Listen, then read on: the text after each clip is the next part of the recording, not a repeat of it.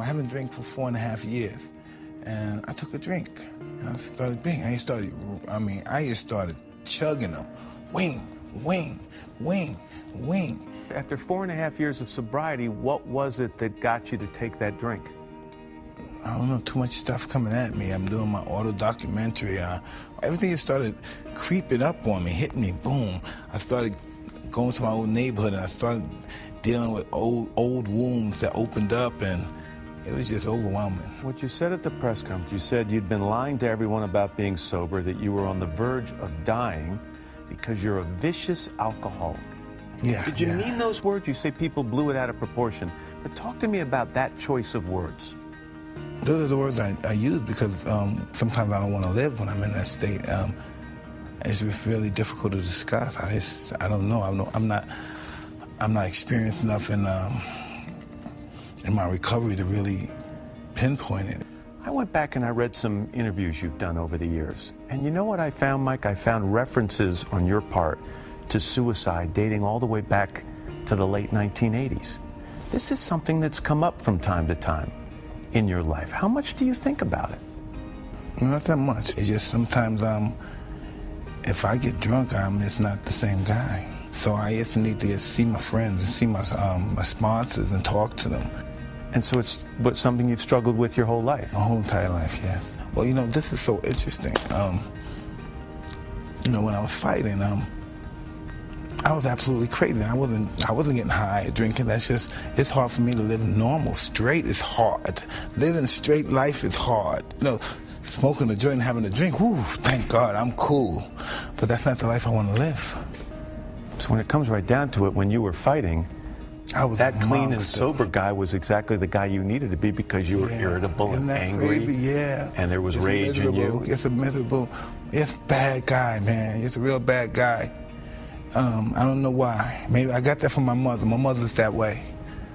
My mother's real tough. I have a real aggressive mother. What is it about you at this stage in your life where you stopped and thought, I gotta say sorry to some people? Well, I have to say sorry to myself. It's not the people. It's not the people. I'm saying sorry, and I'm not doing this interview to try to help an alcoholic, help some drug addict. I'm doing this to help me. This is my own self-centered little move here. I need help. I need real help real bad because I won't survive if I don't get help. I was reading an interview with you this morning on the way out here, and you were talking about being a dad. And you were admitting that there were times as a father you weren't the best father. How are you today? I don't know. I don't know how to judge myself as a father. I'm just taking care of my kids. You think you're an attentive father? Are you a present father to the ones who are still around? Well, I'm present because I have nowhere else to go. So, yeah, I'm pretty present today. What do you think your kids would say about you? I don't know what my kids think about me. I don't know if my older kids really want me to be that close, but I'm just happy that we're friends now and we respect each other. I still have a long way to go. It's not over yet. I didn't give up, and they didn't give up on me. They've grown up in a very different world with a much different experience than you grew up. Pretty much, yeah.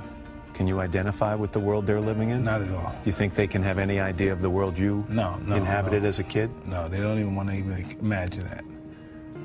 Because it's all sex, drugs, alcohol, violence, more violence, sex, drugs, chaos, alcohol, violence, more violence, more violence, more violence. No, they have no idea what that's at. They have no idea what it's like not to feel safe at home.